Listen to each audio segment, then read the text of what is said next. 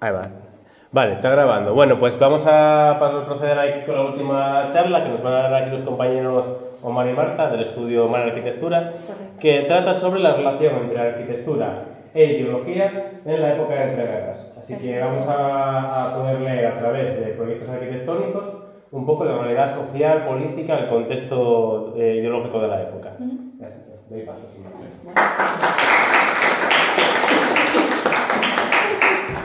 Bueno, pues como Xaime hizo una introducción preciosa, pues nada, ahora vamos a hacerlos como una preparación, ¿no?, de cómo era la arquitectura antes del siglo XX, porque nos vamos a meter con el siglo XX muy a saco. Entonces, bueno, para que tengáis una idea de cómo era la arquitectura antes.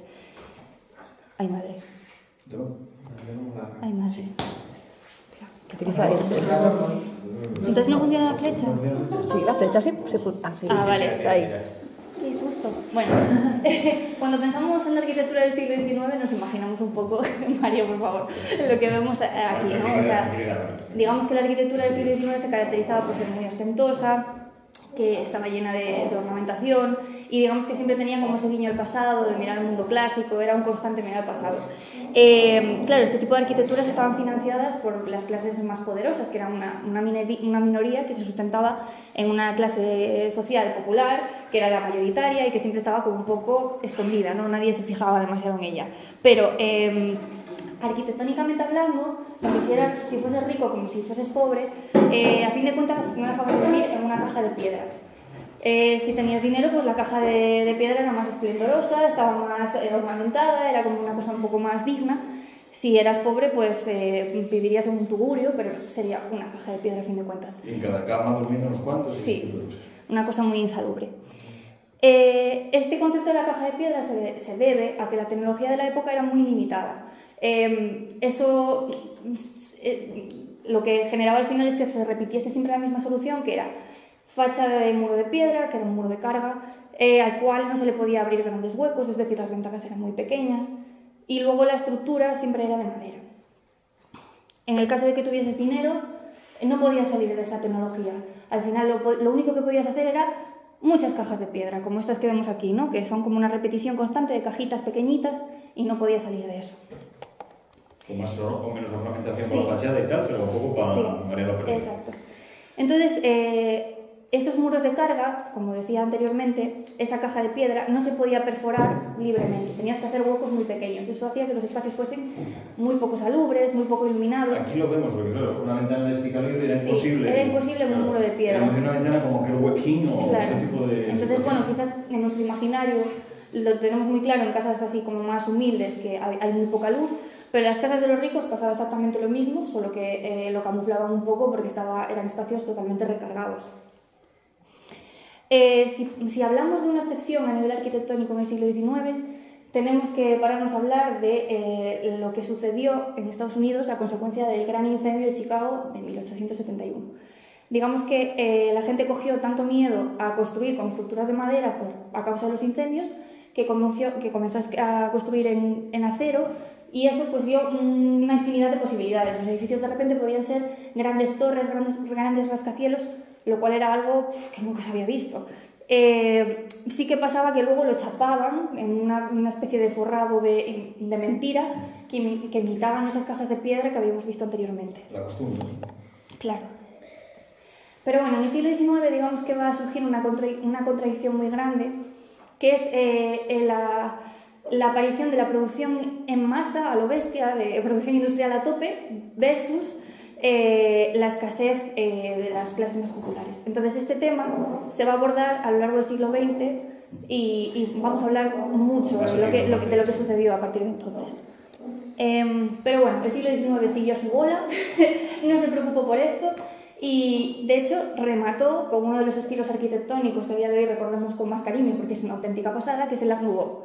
El Art Nouveau se inspiraba en la naturaleza, aceptaba esos materiales nuevos que eran el vidrio y el metal, pero era un estilo arquitectónico enormemente complejo, solo apto para las clases más poderosas y que requería muchísima mano de obra. Es decir, para hacer una barandilla igual necesitabas la misma mano de obra que para hacer una vivienda para una familia... Un pobre. Exacto. O sea, una barandilla se llevó de trabajo hecho como entonces fue pobre. un estilo que tampoco era muy no práctico. resolvía nada, Claro. sí que abandonaba la inspiración de los estilos clásicos y tal. Exacto. Se metía en los nuevos materiales, pero no arreglaba nada. Por eso fue como un suspiro, tampoco duró mucho tiempo. Pero entonces arranca la Gran Guerra, ¿no? Empieza el siglo XX, arranca la Primera Guerra Mundial, barre 4 imperios y entonces la sociedad de alguna manera se tiene que resetear, tiene que buscar de nuevo su horizonte. Entonces se van a poner sobre la mesa ciertos debates que antes pues igual no tenían cabida. En 1914 ya un joven arquitecto suizo llamado Le Corbusier hizo este dibujo que tenéis aquí, que se llamó el esquema dominó. Un poco partiendo de la idea de que después de la Gran Guerra habría que reconstruir un montón de ciudades, y entonces pues él dibujó esto, que diréis, esto es lo típico que veo yo por la calle cuando están obras en edificios. Bueno, esto fue revolucionario, y os voy a explicar por qué. Digamos que este boceto rompió con la idea de la caja de piedra y se empezó a construir de una manera totalmente distinta. La estructura ya no era la fachada. Es decir, tú ya no tenías que depender de la fachada para todo. La fachada era un elemento independiente, tú podías perforarlo y hacer grandes huecos a diestro y siniestro, y digamos que podías hacer espacios enormes. No tenías que hacer cajitas de piedra pequeñas, de repente podrías hacer espacios diáfanos. Esto estaba muy inspirado en la arquitectura industrial. Le Corbusier la había estudiado y había dicho, oye, esto tiene potencial. Entonces es la primera vez que se va a trasladar esa idea de la arquitectura industrial a otro tipo de arquitecturas, otros ámbitos, por ejemplo el doméstico, cómo poder hacer que la gente viva en espacios más salubres, más luminosos. Bueno, va a ser un cambio radical. Entonces, bueno, aunque Le Corbusier fue el más madrugador, y por eso es lo que con ella en 1914 estaba viendo algo del futuro, digamos que los rusos son los otros pioneros, los que empiezan, ¿no? Se salen de la guerra antes que los demás y emprenden su revolución. Y entonces quieren pensar un mundo desde cero, totalmente desconectado de un pasado que quieren erradicar. Entonces, conocemos por constructivismo el arte que se desarrolla de la mano de la Revolución Rusa. Es un arte que es totalmente radical y en gran parte es un arte agresivo, que tiene que revolver a las masas, ¿no? Este cuadro muy famoso, que de hecho representa esa cuña que es el ejército rojo que tiene que romper al ejército blanco, es la época de la Guerra Civil Rusa, y en esas convulsiones sale un movimiento artístico muy propositivo que piensa en ese mañana, ¿no? Uno de los aspectos más representativos a nivel de ideología es que en el constructivismo ruso es donde por primera vez se empieza, si Le Corbusier tomaba una solución técnica de lo industrial, los constructivistas lo elevan a la categoría de arte. Por ejemplo, la tribuna para Lenin, que en el pasado pues la tribuna del líder habría sido algo macizo de piedra, no es una caja de piedra tampoco. Aquí va a ser una guerra continua contra la caja de piedra. Es una especie de torreta que podría proceder del mundo de la industria, del trabajo, dignificando. Digamos que esta es la tribuna del jefe de los trabajadores. No es un César moderno, ¿no? Es como alguien que está a la cabeza de los trabajadores. ¿El qué? Proletariado. Sí, proletario. Luego hay, es un mare magnum, ¿vale? Habría infinidad de obras para comentar, pero por ejemplo os seleccionamos aquí también el monumento a la Tercera Internacional de Tatlin, que es radicalmente diferente a lo que se conocía, es decir, es como... increíblemente avanzado para la época. Es como la Torre Eiffel elevada a la categoría de ser pues, una torre agresiva que es antisimétrica, es decir, parece que se mueve la misma por donde la mires. Era muy sorprendente, que de hecho preveía moverse de verdad, porque dentro tenía edificios de oficinas, tenía un cilindro, un cubo y una pirámide que eran giratorios a lo largo del día, y que bueno, que si se hubiese construido en Leningrado o en Moscú, que no está muy claro dónde se iba a hacer, vamos, sería uno de los iconos mundiales, ¿no? No se llegó a construir porque, de hecho, a ver, no sé qué veracidad darle, pero yo ya leí muchas veces que hubiese agotado la producción de acero de Rusia en aquel momento. Y hay que tener en cuenta que estamos en la guerra civil, ¿eh? O sea, todavía está pasando Rusia las convulsiones de eso. Era todo acero. Todo acero, como la Torre Eiffel, pero... Y encima... que eso se movía, luego las piezas de dentro. Piensa que a lo mejor esto igual era 2 veces la altura de la Torre Eiffel. Pero digamos que como concepto de que las masas vean esto y digan, joder, es un mundo nuevo, era el papel que tenía. Es decir, no es tan importante si se construyó... Bueno, y la verdad que lo decían bien, porque en la infografía no rompe la... Sí, es como un sueño construido, ¿no? Que está ahí. Eso es la Plaza Roja, ¿no? Esto es la fortaleza de Pedro y Pablo y esto será la... No, esto no sé lo que es. La Plaza Roja no es nada, ¿no? No, debe ser las dos en San Petersburgo, estas dos. Es Leningrado, eso sí. Lo ves detrás y dices, coño. Pero claro que si tú imaginas esto entre la niebla, ¿no? Del norte de Rusia o en Moscú, pues... El problema es que muchas veces la arquitectura moderna es que no tiene ningún tipo de coherencia. Te mandan cosas rarísimas a la hora de... Pero eso es la arquitectura moderna y todas las arquitecturas. Siempre la hay buena y la hay mala. Claro.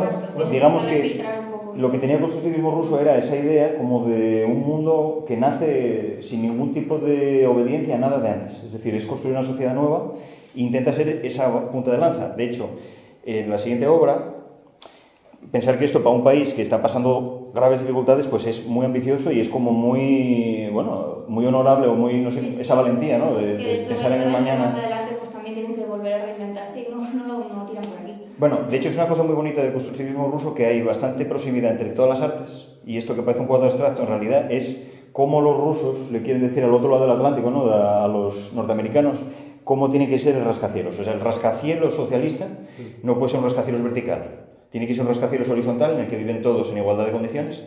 Esto es de un arquitecto que se llama Lissiski. Y entonces, esta especie de edificios extraterrestres, tú piensas que esto es de 1921, por ahí, estarían situados justo sobre las paradas de metro de Moscú con una idea muy vanguardista y en realidad muy contemporánea de asociar la masa de población a la capacidad de transportarla. Pero bueno, ¿paso ya así? Sí, pasa. Digamos que Rusia no es el único sitio que tiene que reinventarse o resetearse, ¿no? En el caso de Alemania, perdedora de la guerra, pues tiene que pasar de un imperio a una república y la sociedad tiene que reinventarse de nuevo, tiene que pensar un poco en qué punto están, ¿no? Y entonces, siguiendo como esa lógica alemana, van a tirar por una búsqueda, ¿no? Su ideología ahora va a ser una búsqueda del diseño inteligente. Bueno, la Bauhaus fue, con mayúsculas, la que siguió un poco esa idea de perseguir el diseño inteligente. Este edificio de aquí es donde se albergó la primera sede de la Bauhaus, que fue una escuela de diseño. Y en esta escuela de diseño, digamos que el objetivo era que el diseño fuera apto para todas las masas, o sea, que no fuese una cosa exclusiva de las clases pudientes. Además, era una escuela multidisciplinar, los alumnos se formaban en el campo de lo teórico, pero también en el práctico, que le daban mucho peso a eso, y de hecho los alumnos tenían que construir con sus propias manos los objetos que ellos diseñaban. Además, la lógica de la producción industrial, de la producción en cadena, ellos querían que sus diseños pudiesen acabar produciéndose en masa, que el precio fuese barato. Entonces, pues no solo diseñaron mobiliario o objetos cotidianos, también diseñaron prendas de vestir o miraron la manera de hacer un diseño gráfico legible y que fuese lo más funcional posible, o arte abstracto asequible. Bueno. Siempre con esa óptica de que, claro, Alemania es una potencia derrotada ya no es el imperio alemán, pero joder, es una potencia industrial. Entonces, en ese nuevo sistema político de la República de Weimar, es ver qué cosas, qué objetos tienen que rodear a los ciudadanos de esa sociedad, ¿no? Sí. Y bueno, como la escuela era, digamos que una buena escuela, se entiende que los profesores también eran buenos. Este de aquí que veis en la imagen es Mies van der Rohe, que en el año 25 se presentó a un concurso para la construcción de un rascacielos en Berlín. Él, desafiando toda la lógica del momento, decidió abandonar esa idea de la caja de piedra y se lanzó a hacer un rascacielos que sería... No sé si lo veis más o menos. Que es... Sería de vidrio y metal, se ve aquí, es un fotomontaje. Claro, imaginaros el impacto que tuvo que causar ver esto. O sea, esto que veis aquí son los edificios que le rodeaban. Esta es la maqueta, no se llegó a construir. Pero que si se hubiese construido hubiese sido como de una envergadura que a la gente no le daba la olla todavía para entenderlo. Con toda esta idea de la tecnología, de la alta tecnología, los materiales más nuevos, todo vidrio y acero. Y sobre todo la contradicción, o sea, uno, la producción industrial de un edificio entero, y otro la contradicción con lo que la gente veía como intuitivo. Es decir, es como si te dijesen que, yo qué sé, que algo puede levitar, ¿no? Sí. Para ver algo monolítico grande, la gente lo imaginaba como macizo. Entonces, de repente, verlo transparente, claro, era como magia. Entonces, era un poco ese juego en el que estaban, de cambiar los paradigmas de las cosas. Pero bueno, volviendo a la Bauhaus, digamos que pronto se convirtió en una escuela de prestigio, la gente, bueno, tenía una demanda increíble, la gente quería apuntarse. Entonces, ¿qué pasó? Permíteme tomarles. Pues pues como escuela que tenía mucha demanda... Aluvión de matriculados. Exacto, tuvieron que cambiar de sede. Entonces la sede la diseñó el que era en ese momento el director de la Bauhaus, Walter Gropius, y diseñó esto que veis aquí. Claro, este edificio rompe totalmente con la lógica de los edificios de antes. No hay ningún tipo de simetría, no hay ningún tipo de ornamentación, los volúmenes